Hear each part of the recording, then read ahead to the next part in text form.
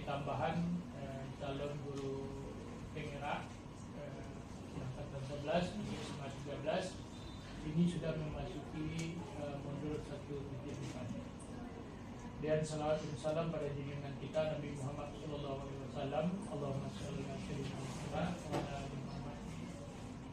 Bapak Ibu, hari ini ada juga wakil kita 3 orang, wakil kurikulum, wakil siswa dan juga wakil humas yang ikut menghadiri, dan juga guru-guru kita bidang studi Kombel, dan juga dihadiri oleh 2 orang lagi di antara 3 orang calon guru penggerak kita. Bapak Ibu, dalam budaya pembelajaran atau pelatihan untuk guru penggerak ini sebenarnya dia sudah mengacu kepada budaya suatu pelatihan atau bimtek yang modern. Ini sudah diadopsi dari bermacam-macam hal pelatihan tingkat internasional dan juga Indonesia oleh timnya Pak Nadiem Makarim. Jadi ada yang penyuluh lapangan, ada yang didampingi, ada seminar, ada lokal karya, lengkap. Ini ada tahapnya kita sebut dengan seminar, menyampaikan apa yang kita buat, apa yang kita lakukan, dan apa rencana ke depan. Seperti ini budaya positif. Nah, kita di sekolah sebagai sekolah penggerak itu sering melakukan seminar-seminar lokal karya itu di luar, terutama tempatnya di SMP 7 tingkat Kota Padang. Nah, ini budaya positif ini sudah 5 bulan yang lewat sudah kita launching ya Bu ya, atas nama sekolah penggerak. Nah, sekarang modul yang sama itu muncul lagi di calon guru penggerak. Nah, tentu saya berbangga Bapak Ibu ada 3 orang guru penggerak lagi yang akan sama misinya dengan sekolah penggerak itu sendiri, dan apa yang disampaikan dan jadi program kita di sekolah penggerak ini sangat relevan dengan apa yang Bapak Ibu pelajari, seperti budaya positif. Tentu 3 guru penggerak yang akan mencoba mengenali, mempraktekkan, dan bagaimana menilai apakah budaya positif ini efektif, bagaimana yang budaya ini bisa terlaksana dengan baik.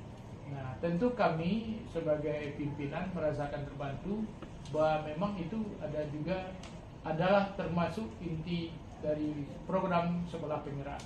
Ya, tentu saya berharap Bapak Ibu nanti menyelesaikan modul ini dan lulus sebagai calon guru penggerak atau menjadi guru penggerak. Hal yang seperti tidak banyak kami mengulang-ulang. Nah, ada kaki tangan kami di bawah.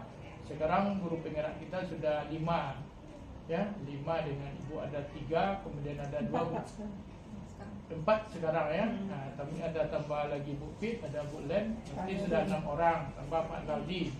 Pak Naldi kan sudah dicalonkan untuk 2 parkir. Ada parkir akan dipanggil. Kalau Pak Naldi, alhamdulillah syarat beliau yang punya guru penggerak angkatan 1 itulah yang menjadi pilihan utama insyaallah untuk menjadi PLT atau menjadi calon kepala sekolah SMA 17 yang selama ini kita gendong. Syaratnya Bapak Ibu malahan hampir tidak dipakai ya, yang disebut UKS itu tidak diabaikan itu. Memang karena sekolahnya adalah ke depannya kurikulum merdeka itu yang memahami, yang bisa melaksanakan, orang yang paham.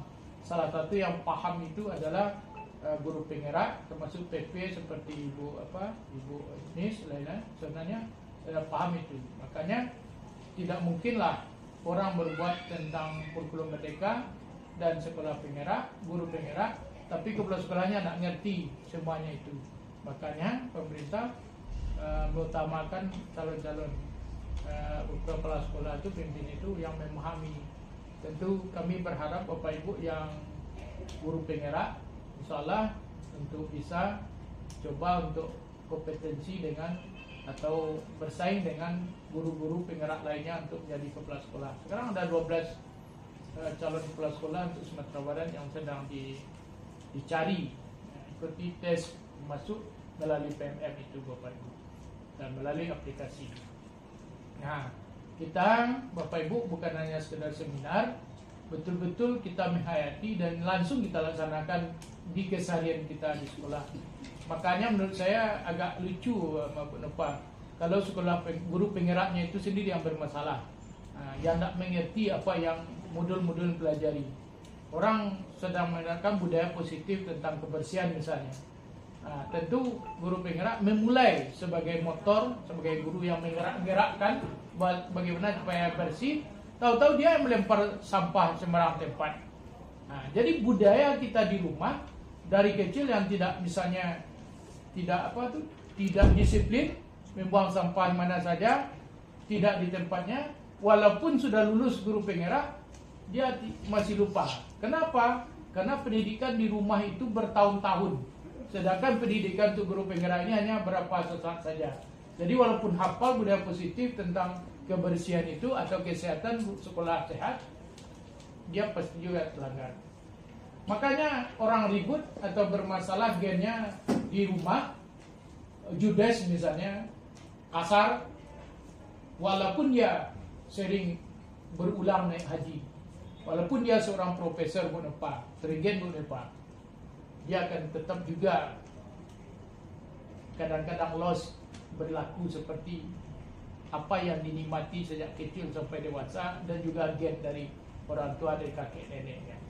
Kalah olehnya naik haji 2 kali, kalah olehnya dia seorang profesor psikologi yang perilakunya juga seperti kemarin yang berodong anak yang asuhan itu kan guru psikologi itu Bapak, yang di TV keluar berulang-ulang kan, dititip anak, justru guru pengasuhnya yang, dan dia sendiri tahu tentang bagaimana psikologi anak-anak, dan dia memberikan ceramah di mana-mana tentang bagaimana perilaku terhadap anak. Justru dia yang membuli anak yang diasuhnya.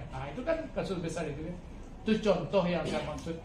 Jadi ada orang tidak sekolah, kakek neneknya tidak tamat, tapi di keluarganya tuh adem ayam, lembut, senang kita melihat. Kenapa? Dia sudah menerapkan budaya positif terhadap anaknya dari nenek, walaupun dia anak tamat sekolah. Ada malahan keluarga hebat-hebat pendidikan akademiknya, tapi bahasanya itu bahasa turunan, pendidikan keluarganya yang tidak dirubah, yang tidak diusahakan berubah, kacau juga. Jadi Bapak Ibu, ini budaya positif. Nah, saya tentu berharap ini salah satu contoh. Tolong Bapak Ibu, budaya positif ini kita terapkan untuk sekolah kita, pribadi kita, dan sampai ke rumah. Saya rasa kita sangat mendukung. Justru kalau bahasa lainnya Bapak, kita kejarkan beli KP Stream ini untuk bisa tampil guru penggerak yang maksimal. Ke depan, siapkan modulnya dan lain-lainnya, videonya, ini bisa diputar. Ini bisa digunakan untuk layar CCTV. Ini bisa digunakan untuk televisi. Ini bisa digunakan langsung untuk layar, bagaimana kita tampil seperti M-Focus, nyambung ke laptop. Dan malah bisa itu di Bluetooth dan ke sana. Dan dia bisa ditulis jadi papan tulis. Ini multifungsi. Nah, tentu Bapak Ibu tampil dengan kekinian, dengan teknologi terbaru. Saya harapkan terutama guru informatika atau guru TK jangan sempat bilang tidak pandai memakainya. Karena di YouTube banyak tutorial. Dan di sana ada tutorialnya. Ambil scan-nya, cara profesionalnya. Apa-apa aja fiturnya. Agak sekali saya panggil Bu Reni, tolong perkenalan, saya tidak pandai ini. Saya mau melihat bagaimana secepatnya mencari video tentang perundungan yang ada di YouTube. Coba cari. Oke, terima kasih. Banyak maaf. Assalamualaikum warahmatullahi wabarakatuh. Waalaikumsalam warahmatullahi wabarakatuh.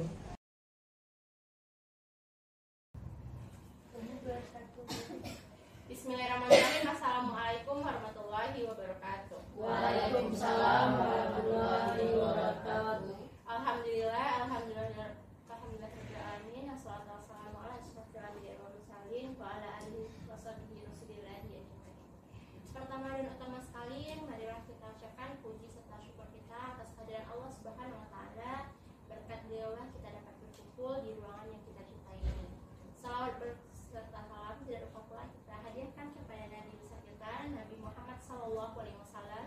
dengan hantaran kata Allahumma sholli ala Sayyidina Muhammad wa ala ali Sayyidina Muhammad. Yang terhormat Bapak Kepala SMA Negeri 13 Padang, yang terhormat Bapak Ibu Wakil Kepala SMA Negeri 13 Padang, yang terhormat ibu-ibu dan bapak-bapak guru yang sama-sama kita sayangi. Baiklah, saya sebagai moderator Bukti Mustika Ayu yang akan membuka acara kita pada saat sekarang ini dengan tema menyebarkan pemahaman dan penerapan pengalaman tentang budaya positif di lingkungan sekolah atau diseminasi budaya positif yang akan disampaikan oleh Ibu Reni Fitrisia MPDT kepada Ibu Reni Fitrisia, kita silakan. Baik, terima kasih. Assalamualaikum warahmatullahi wabarakatuh. Waalaikumsalam warahmatullahi wabarakatuh. Alhamdulillah, puji syukur kehadirat Allah yang Maha Esa yang telah memberikan kesempatan untuk bisa menyampaikan mengenai pemahaman dan penerapan budaya positif di sekolah. Kemudian salawat dan salam kepada Nabi Muhammad SAW dan ucapan kita Allahumma shalli ala Muhammad.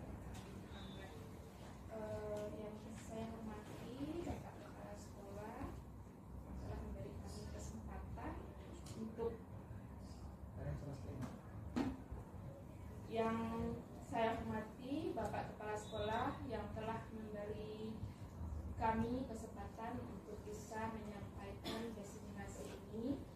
Kemudian yang saya hormati adalah wakil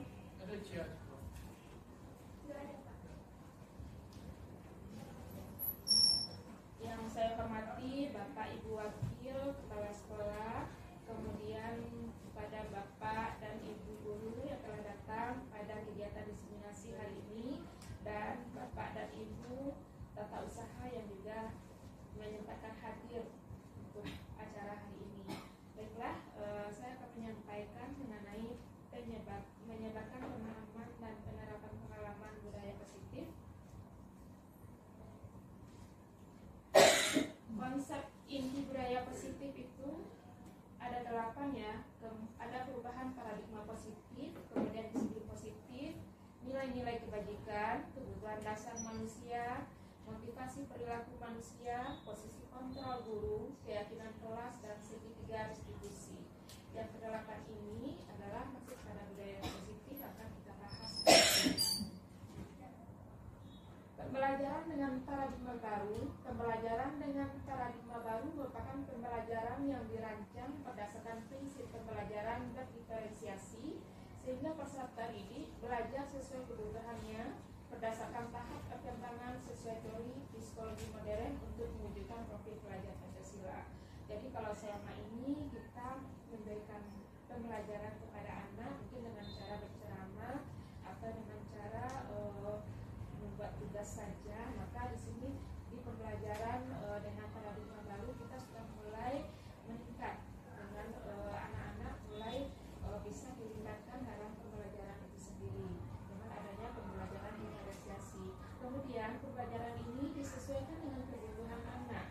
Kadang ada beberapa anak yang mungkin dia ada anak yang dia itu sebenarnya paham dengan materi kita gitu, tapi dan akhirnya nanti dia akan malas, kemudian kadang mengganggu teman. Nah di situ kita lihat gitu, bagaimana kita memberikan pembelajaran diferensiasi supaya tercover anak-anak seperti ini.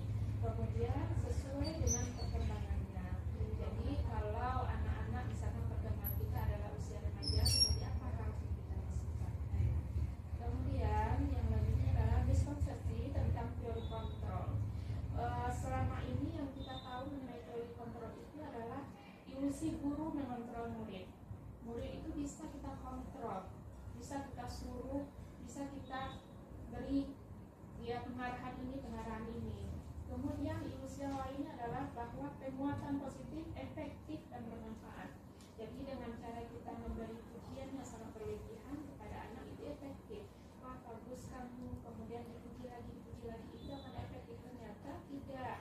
Itu akan membuat anak menjadi bangga diri dan akhirnya dia tidak merasa tidak ada capaian berikutnya lagi. Kreativitas dia menjadi hanya di situ saja, berhenti di situ saja, karena dia merasa superior Kemudian ilusi bahwa kritik dan membuat rasa bersalah mampu menguatkan karakter. Jadi kalau kita merasa kita mengkritik anak atau membuat rasa bersalah pada anak, kita akan merasa kalau nanti dia akan menyesal, dia akan merasa saya salah. Ternyata itu tidak gitu. Yang ada justru mereka akan menjadi rendah diri, down, kemudian merasa saya tidak berharga seperti itu. Kemudian ilusi bahwa orang dewasa berhak memaksa. Nah ini mungkin sering misalkan di rumah-rumah kita saja gitu kan. Ketika anak mulai tidak mau makan, misalkan kita akan memaksa mereka. Gitu, memang betul mereka akan makan atau mungkin mereka akan tidur, tapi yang ada akhirnya nanti adalah ketika kita tidak ada, maka kebiasaan mereka akan kembali ke awal karena tidak adanya rasa rasa keinginan dari mereka sendiri, karena hanya paksaan yang membuat mereka melakukan itu. Kemudian merubah paradigma stimulus respon dan pendekatan teori kontrol. Ini dia stimulus respon tentang dunia dan teori kontrol dunia.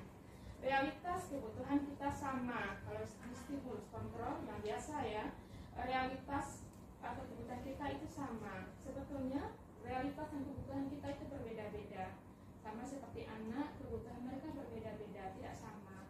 Kemudian semua orang melihat hal yang sama. Kalau di teori kontrol, setiap orang memiliki gambaran yang berbeda.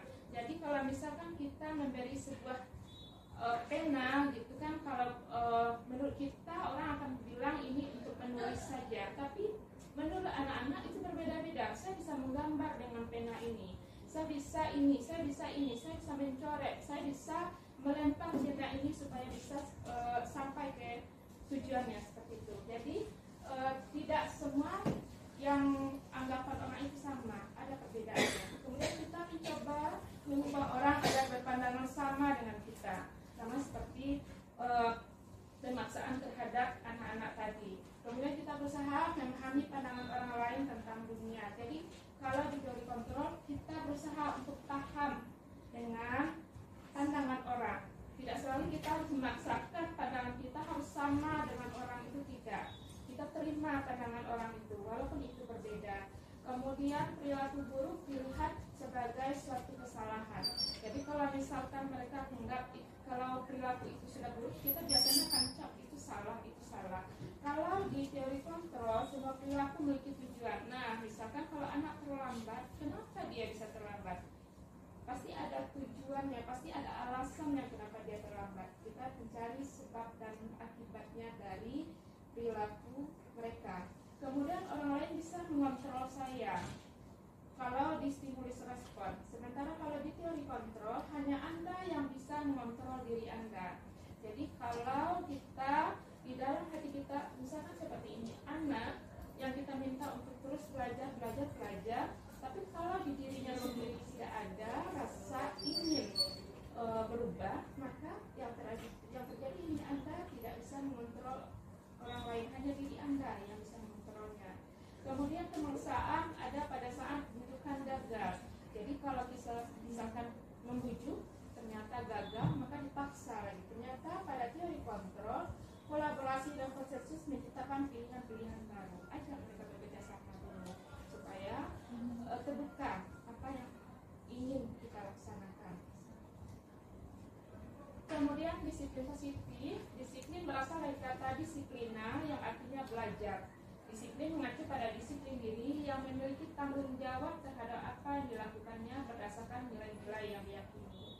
Disiplin positif ini merupakan salah satu cara penerapan disiplin yang bertujuan untuk menumbuhkan kesadaran serta memberdayakan peserta didik tanpa imbalan penghargaan atau reward, ancaman atau hukuman. Jadi disiplin ini memang pada diri mereka sendiri. Tidak ada ancaman, tidak ada penghargaan atau tidak ada hukuman yang diberikan kepada anak. Memang dari diri mereka tumbuhnya. Kemudian sebagai pendidik, tujuan kita adalah menciptakan peserta didik yang memiliki disiplin diri sehingga mereka berperilaku mengacu kepada nilai-nilai kebajikan universal dan memiliki motivasi intrinsik dalam perubahan perilaku ke arah yang lebih baik. Jadi ketika mereka sudah bisa memahami disiplin positif itu diharapkan mereka memiliki motivasi intrinsik dalam perubahan perilaku ke arah yang lebih baik. Setelah mereka paham, pasti mereka akan bisa berubah ke arah yang lebih baik. Nilai kebajikan, nilai-nilai yang disepakati bersama lepas dari suku bangsa, agama, bahasa maupun latar belakangnya. Contoh nilai kebajikan ini ada dari 3 organisasi. Yang pertama itu dari profil pelajar Pancasila, ada beriman, bertakwa kepada Tuhan Yang Maha Esa dan berakhlak mulia. Kemudian berkebinekaan global, gotong royong, mandiri, bernalar kritis dan kreatif. Sementara menurut primary years program itu ada toleransi, integritas, menghargai, empati, kreativitas, percaya diri, rasa hormat, mandiri, antusias, keingintahuan, kerjasama dan komitmen. Sedangkan dari keterampilan hidup atau life skill dapat dipercaya, lurus hati, pendengar yang aktif, tidak merendahkan orang lain dan memberikan yang terbaik dari diri. Kebutuhan dasar manusia. Kebutuhan dasar manusia adalah segala sesuatu yang kita lakukan untuk mendapatkan apa yang kita inginkan. Seluruh tindakan kita lakukan memiliki tujuan tertentu dan semua usaha terbaik yang kita lakukan adalah dalam rangka agar kebutuhan dasar kita terpenuhi dengan baik.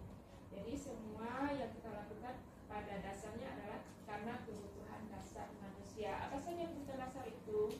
Ini dia, ada penguasaan, kasih sayang dan rasa diterima, bertahan hidup, kesenangan dan kebebasan. Penguasaan ini adalah kebutuhan kita untuk bisa dihargai, dianggap ada, dianggap sebagai pemimpin, itu penguasaan. Kemudian kasih sayang dan rasa diterima, yaitu adanya perhatian dari orang-orang di sekeliling kita. Kemudian bertahan hidup, adanya kebutuhan untuk makan, pangannya, kemudian tempat tinggalnya, itu di bertahan hidup.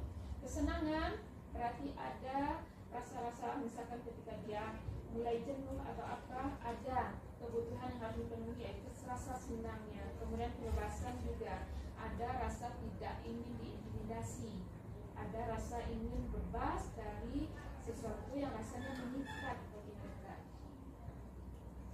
Kemudian motivasi perilaku manusia, untuk yang pertama yaitu untuk menghindari ketidaknyamanan atau hukuman. Kemudian untuk mendapatkan imbalan atau penghargaan dari orang lain. Kemudian untuk menjadi orang yang mereka inginkan dan menghargai diri sendiri dengan nilai-nilai yang mereka percaya.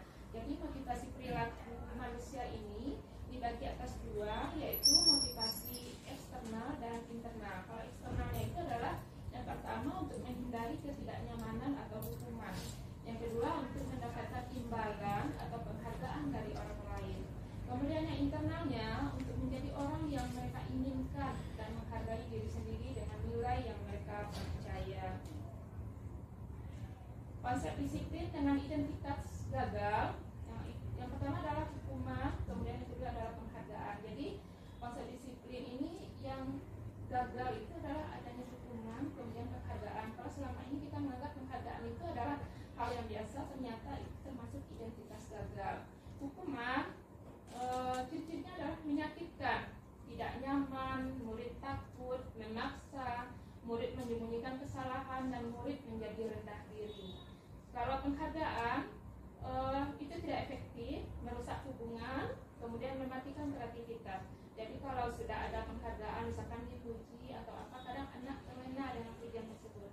Jadi akhirnya dia menjadi sudah tuh, saya sudah bisa, saya sudah oke, gitu kan. Jadi akhirnya kreativitasnya hanya sampai di situ saja.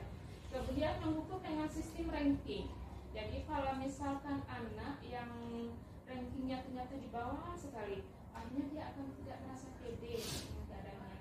Atau yang merasa yang rankingnya ranking 1, dia akan merasa tidak perlu lagi berusaha, sudah merasa wah, sudah merasa superior. Kemudian merampas hak menghargai dirinya. Jadi penghargaan ini mereka bisa menghargai diri mereka sendiri. Tapi ketika kita memberikan penghargaan yang begitu luas, ya akhirnya mereka hanya haus dengan penghargaan itu saja, pujian-pujian itu saja. Kemudian konsep disiplin dengan identitas sukses. Yang pertama konsekuensi, yang kedua restitusi. Konsekuensi ini penguatan jangka pendek, perlu monitoring berkelanjutan, stimulus respon, Murid menghormati peraturan dan kehilangan waktu untuk merenungi kesalahan. Karena sudah ada konsekuensi, murid hanya menjalankan saja. Tidak ada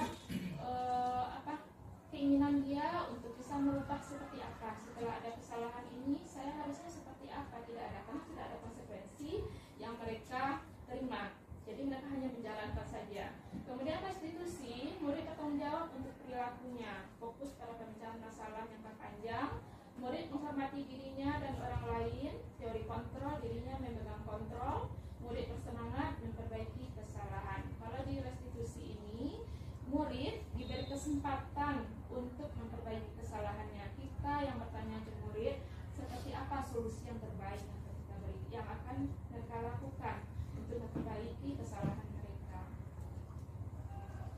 Kemudian konsep disiplin pendekatan restitusi, sebuah cara menanamkan disiplin positif pada murid. Restitusi adalah proses menciptakan kondisi bagi murid untuk memperbaiki kesalahan mereka, sehingga mereka bisa kembali pada kelompok mereka dengan karakter yang lebih kuat.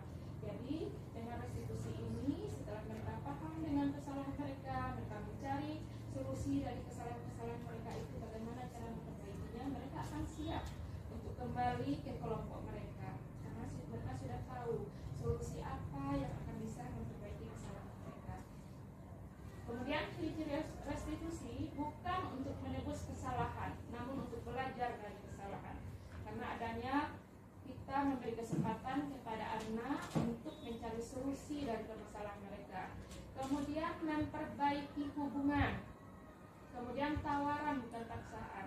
Di restitusi, guru hanya menawarkan, bukan memaksakan, oh kamu harus seperti ini, tidak. Tetapi tawarannya seperti gimana, maunya seperti apa, nah seperti itu, ada tawarannya. Kemudian restitusi menuntun untuk melihat ke dalam diri. Kemudian restitusi mencari kebutuhan dasar yang mendasari tindakan. Jadi ketika mereka berbuat kesalahan, apa dasar mereka itu kesalahan? Misalkan terlambat, dasarnya seperti apa? Apa alasan mereka kenapa bisa terlambat? Misalkan karena terlambat bangun pagi, atau kecapean, atau apa? Itu yang digali. Kemudian restitusi adalah cara yang paling baik. Maaf ya ibu bapak ya, kenapa jadi seperti ini?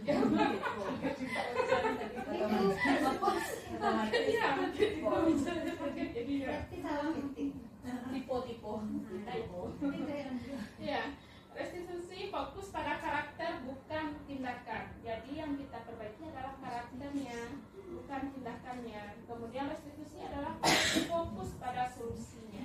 Jadi setelah kita mempelajari masalahnya, kita fokus untuk mencarikan solusinya seperti apa. Kemudian restitusi mengembalikan murid yang berbuat salah pada kelompoknya. Jadi setelah kita selesai merestitusi, anak akan lega.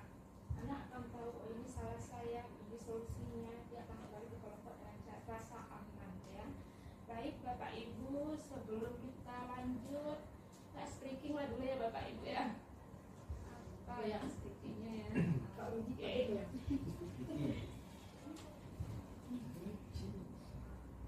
Jamnya sudah jam.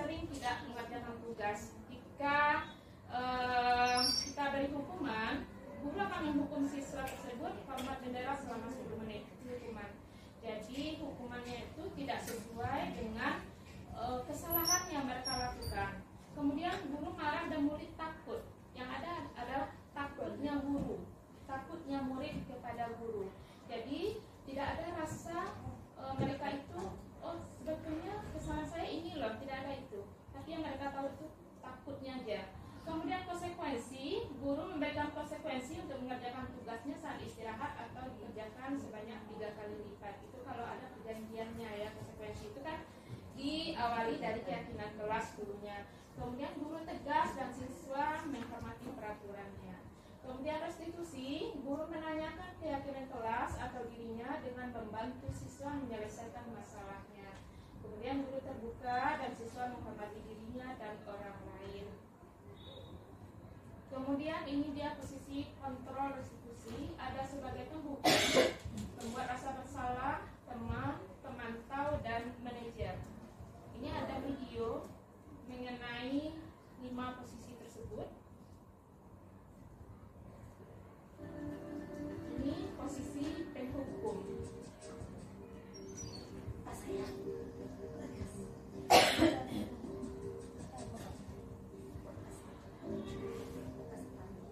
Naran, sini kamu. Selamat pagi, Bu. Selalu terlambat. Kamu deh, pasti terlambat. Maaf, Bu. Saya Apa? Apa coba? Alasan kamu apa lagi? Kapan sih kamu tidak terlambat? Malas sekali ya kamu jadi anak. saya Dasar pemalas. Gak kapok-kapok sih kamu. Sudah berapa kali terlambat?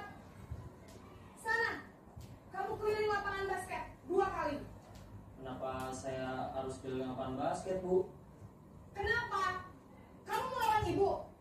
Berani-beraninya jawab. Sudah terlambat, masih berani jawab pula. Sekarang, keliling lapangan basket 5 kali sekalian. Biar kapok. Cepat. Pergi sana ke lapangan basket. Nah, di posisi kontrol sebagai penghukum ini, anak tidak diberi kesempatan untuk bisa menjelaskan kenapa dia terlambat. Dan kebanyakan guru yang menuntut, dia harus ke ini, dia harus keliling lapangan basket. Kemudian ada cap bagi anak, kamu pemalas, kamu selalu yang terlambat, seperti itu. Jadi tidak ada diberi kesempatan kepada anak sebetulnya kenapa dia terlambat. Tidak ada itu, langsung guru yang langsung memberikan hukuman. Kemudian kita masuk ke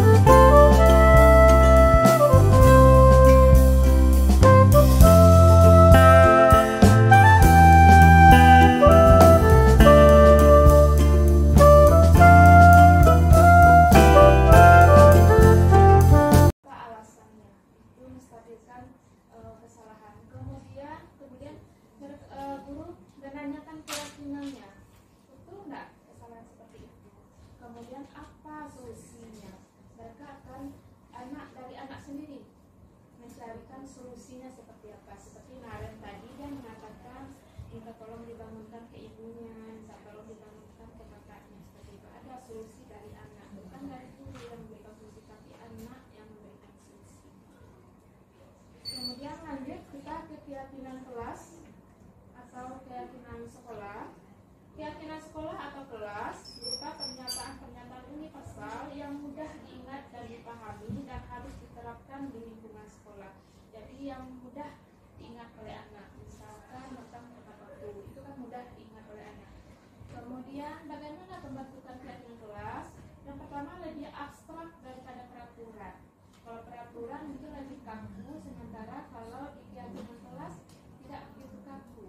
Kemudian berupa pernyataan universal, pernyataan yang mencakup keseluruhan, dibuat dalam bentuk positif. Jadi ada di sana kata-kata jangan atau tidak boleh tidak lagi digunakan. Kemudian sedikit saja biar mudah diingat. Kemudian dapat diterapkan di kelas. Semua warga kelas hendaknya ikut berkontribusi dalam pembuatan keyakinan kelas.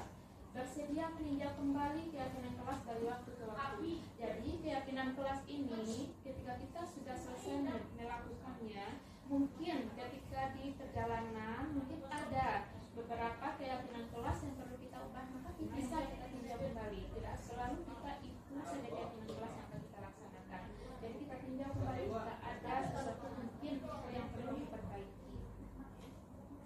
Kemudian ini dia kegiatan membuat keyakinan kelas. Guru bersama murid membuat keyakinan kelas yang sudah dilakukan, berdiskusi dan tentang keyakinan kelas, mulai dari murid menyampaikan apa yang dia inginkan dengan kelasnya, kemudian menyusun keyakinan kelas, kemudian baru menuliskan keyakinan kelas tersebut. Kemudian lanjut ke segitiga restitusi, suatu proses dialog yang dijalankan oleh guru agar dapat menghasilkan murid yang mandiri dan bertanggung jawab.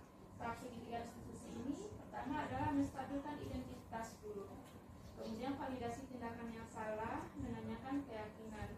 Dari kasus Naren tadi, menstabilkan identitas, ditanyakan dulu kalau dia itu terlambat, enggak, dia terlambat. Kemudian validasi tindakan yang salah, tindakannya kenapa, harusnya dia datang jam berapa, dia datang kan jam 7, harusnya datangnya 7.20, sementara dia datangnya jam 7. Kemudian menanyakan keyakinan kelas, keyakinan tadi sudah ditanyakan oleh gurunya, keyakinan kelasnya seperti apa, solusi yang harus bisa dilakukannya seperti apa. Kemudian ini dia menstabilkan identitas untuk membuat murid merasa gagal karena berbuat salah menjadi positif terhadap dirinya. Guru berkata, berbuat salah itu hal yang manusiawi. Semua orang ada berbuat salah.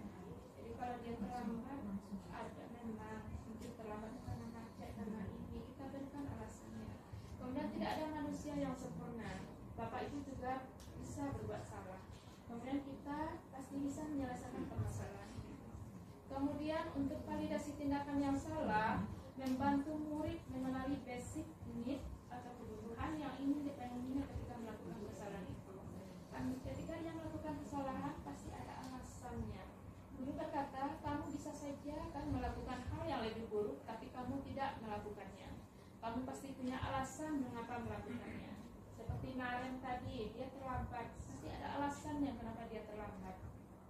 Kemudian menanyakan keyakinan. Murid melihat kesalahannya dihubungkan dengan nilai-nilai kebajikan yang diyakininya, mendasari manusia berintegrasi dengan orang lain. Perkataan guru, apa nilai yang kita percaya di kelas atau di sekolah kita? Seperti Naren tadi, dia terlambat, apa nilai yang dipercaya olehnya? Kemudian nilai-nilai kebajikan atau keyakinan apa yang telah kita sepakati? Kelas yang ideal seperti apa yang diinginkan?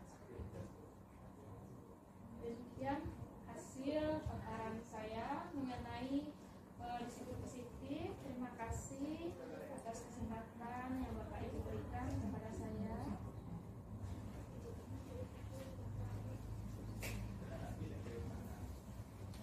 Oke, baiklah.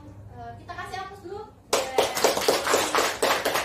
Saya memaparkan materi tentang budaya positif. Nah, selanjutnya apakah ada umpan balik dari Bapak Ibu guru semua?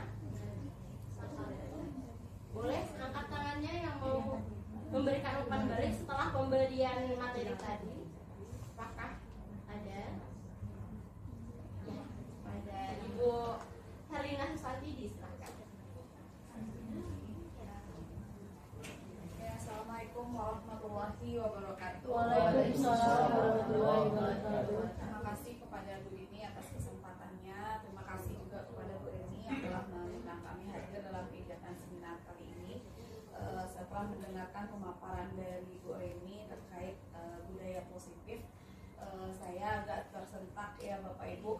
Ternyata banyak juga hal-hal terkait perilaku siswa yang kita terapkan di sekolah selama ini ternyata tidak begitu seharusnya. Contoh tadi pada saat pemberian penghargaan, selama ini kita menganggap bahwa dengan memberikan penghargaan itu menimbulkan motivasi yang bagus untuk anak. Ternyata itu ibarat dua pisau mata tajam ya. Bagi anak yang kita motivasi iyalah gitu, nah bagi anak yang tidak kayak rankingan tadi, bagi anak yang rankingnya bawah tentu dia akan ngecap ya saya cuma begini kemampuannya, sehingga nggak ada usahanya lagi untuk lebih giat lagi, nggak akan terpacu gitu. Sementara untuk yang udah juara ya seperti yang disampaikan Bu Leni tadi, ya saya udah juara, mungkin itu baru juara di kelasnya, sehingga dia itu mematikan kreativitasnya untuk lebih maju lagi ke depannya. Terima kasih Bu Leni atas pemaparannya, sangat bermanfaat untuk kami. Mudah-mudahan dengan kegiatan ini bisa lebih membuka cakrawala kita untuk terus melakukan perbaikan demi mewujudkan profil pelajar Pancasila pada murid kita di SMA Negeri 13 Padang. Assalamualaikum warahmatullahi wabarakatuh.